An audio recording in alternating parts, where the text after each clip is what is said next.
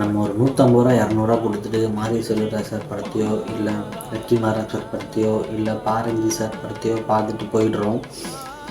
ஆனால் it comes to reality is totally different. நான் எதை பற்றி சொல்ல வரேன்னா தீண்டாமை. ஆமாம் மக்களே, இன்னுமே நம்ம தமிழ்நாட்டில் தீண்டாமை நடந்துகிட்ருக்கான்னு கேட்டிங்கன்னா நடந்துகிட்டே இருக்குது. அதை நான் சொல்கிறத விட உங்களுக்கு நான் வீடியோவாக போட்டு காட்டுறேன், பாருங்கள்.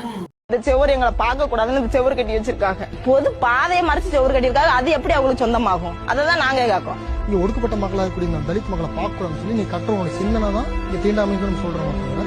உங்க தனிப்பட்ட சொல்ல நம்ம சொல்லவே கிடையாது. நாங்க இப்ப 2 வருஷமா போராடிக்கிட்டு இருக்கோம். ஓட்டு கேட்கங்கள்ல எங்க மக்களுக்கு என்ன வேணுமோ அதை செஞ்சு கொடுக்கணும்ல. ஒரு அரசு அதிகாரிகளும் அவங்களுக்கு தான் சப்போர்ட்.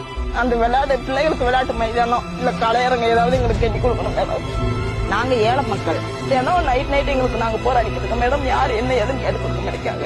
எந்த விதத்திலும் இந்த மக்கள் வளர்ந்துடக்கூடாது, ஆட்கள் ஆகிக்கூடாதுன்னு நினைப்பாங்க. அந்த மனநிலையில தான் அவங்க அந்த சுவரை கட்டி பண்றாங்க. வருஷத்துக்கு ஒருக்கா போறோமா, கும்பலா உட்காந்து அழுகுறோமா, வந்துடுறோம்.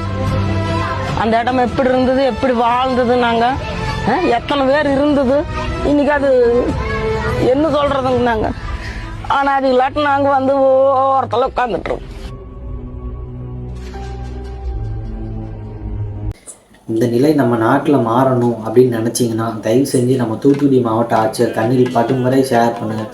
முடிஞ்ச அளவு ஷேர் பண்ணுங்கள். நீங்கள் எனக்கு லைக் பண்ணலான்னு பரவாயில்ல, கமெண்ட் பண்ணலான்னு பரவாயில்ல, ஃபாலோ பண்ணலான்னு பரவாயில்ல, தயவு செஞ்சு முடிஞ்ச அளவு எல்லாருமே ஷேர் பண்ணுங்கள். பிறப்போருக்கும் எல்லா உயிருக்கும் பிறப்பால் எல்லாரும் சமங்கிற நிலை நம்ம தமிழ்நாட்டில் வரணும்.